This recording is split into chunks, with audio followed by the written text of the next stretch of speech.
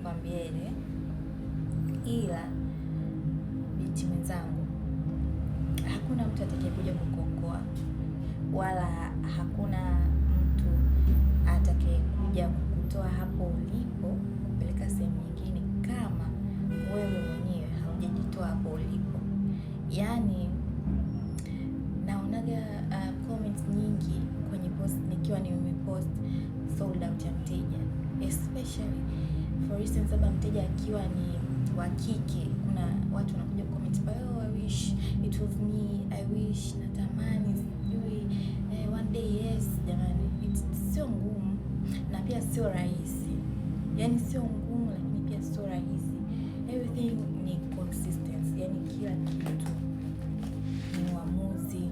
Amua, yani amua kufanya kitu, amua kusave, amua kujinyima. Hebu jifikirie.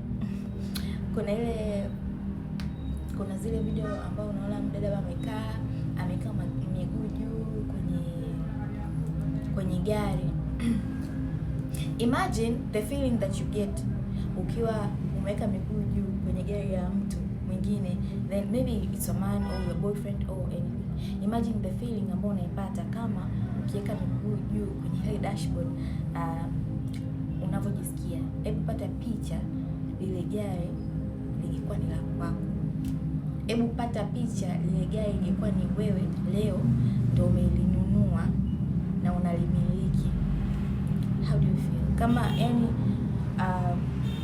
Kama tu ukipandishwa kwenye gari ya mtu, you snap it, unaweka pale juu, you brag on social media, oh mama or anything. Hebu pata picha ile gari ingekuwa la kwako, and sio ngumu, can save. And so na siku hizi njia za kumiliki gari, njia za kununua magari zimerahisishwa sana. Yani zimerahisishwa mno. Unaweza ukakopa, unaweza ukawekeza, yani kama kuwekeza unaanzia pale unapoweza. Umepata 10,000, laki, milioni, just save it. Kama unashindwa kusave wewe mwenyewe, njoo ofisini hapa kwa Mimi Motors, then I will help you. Kuna mkataba kabisa kisheria, utausaini, utaanza kuweka hela zako pole pole mpaka utakapopata gari yako. Napenda yani kumuona msichana afanikiwe. Alafu kama kuna mtu kama umenotice, mimi wateja wangu wengi ni wadada, wengi, asilimia kubwa ni wadada.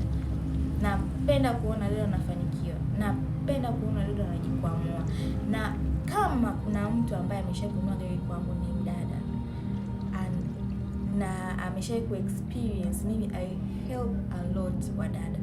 Hata kama umekwama kitu, yani kwenye unataka gari lakini kuna kitu kimekuwa kimekwama, just come ofisini, we will talk and we will solve everything. Na mimi napenda kuona tunafanikiwa sana, yani tunatoka hapa tulipo tunapiga hatua kwenda sehemu nyingine, kwa sababu I know the feeling of not having anything. Najua.